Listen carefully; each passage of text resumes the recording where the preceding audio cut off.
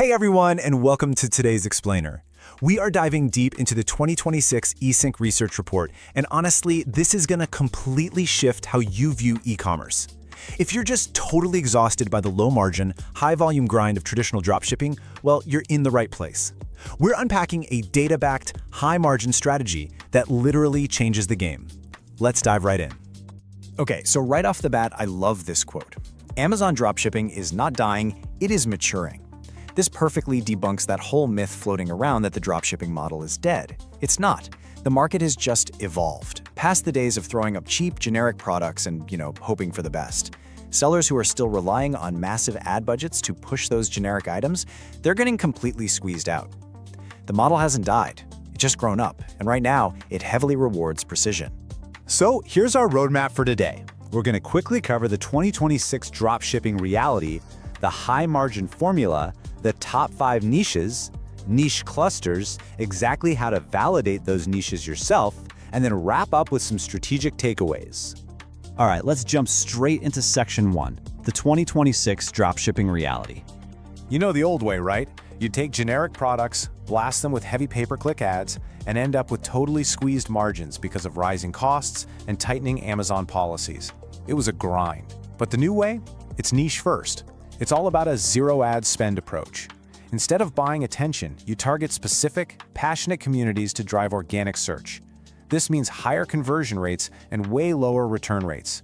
Basically, it's stepping off that endless volume treadmill to build actual compounding value. Moving on to Section 2, the high-margin formula, or what I like to call the new math. 30% plus. I really want you to anchor your expectations to this number.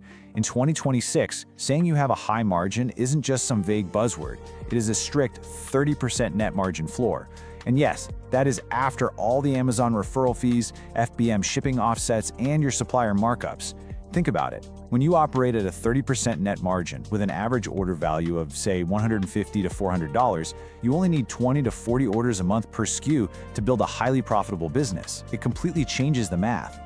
Next up, Section 3, the top 5 dropshipping niches. And guys, this represents over $4.2 billion in total addressable market. When we dive into the data, the margins here are honestly staggering. Just look at sustainable home tech, things like solar security systems. That pulls in 35 to 40%. Modular home office grabs 29 to 38%. Then look at pet wellness tech. We're talking physical therapy gear for pets, hitting a massive 40% margin with low competition. No way, right? We also see professional DIY tools sitting at 28 to 42%, and senior care and biohacking boasting 30 to 45%. These command massive margins for a very specific reason. They target passionate communities with low to medium competition. All right, Section 4, high-ticket niche clusters. Let's look at this high-ticket focus. So why group these into clusters? Because understanding this reveals the underlying buyer psychology. In the sustainable home cluster, buyers expect sustainability as a baseline, which naturally drives high-ticket sales. For the pro hobbyist, take backyard astronomy at a 42% margin, for example. These buyers have deep product knowledge. They're buying based on specifications, not just the headline price. That makes them virtually immune to price-driven competition. Over in health and wellness, bio-optimized buyers actually view premium pricing as proof of quality. And for the next-gen office, you've got professionals buying things like acoustic soundproofing in bulk. Okay, get this. Here is a truly surprising fact from the specialized outdoor cluster. Off-grid power stations are essentially insurance products with zero returns. Just think about it for a second. A buyer purchases a portable lithium power station right after a major storm warning. They aren't just buying a battery, they are buying emergency peace of mind. Because of that exact psychology, these items see highly predictable seasonal spikes and incredibly low return rates. You just don't return a generator once you've decided you need it. Let's really put the power of these high-ticket niches into perspective. One single sale with a $140 profit exactly equals 8 sales at a $17.50 profit from some cheap desk organizer. Why does this actually matter for you? Because fewer transactions mean fewer customer service headaches, fewer lost packages, and just a way more manageable operation overall. You get to keep your sanity while keeping your profits high. Which brings us to Section 5, validating your niche. This is literally the secret weapon of today's explainer. So how do we actually do this? Here is the 3-step actionable framework. Step 1, check the sell-through rate.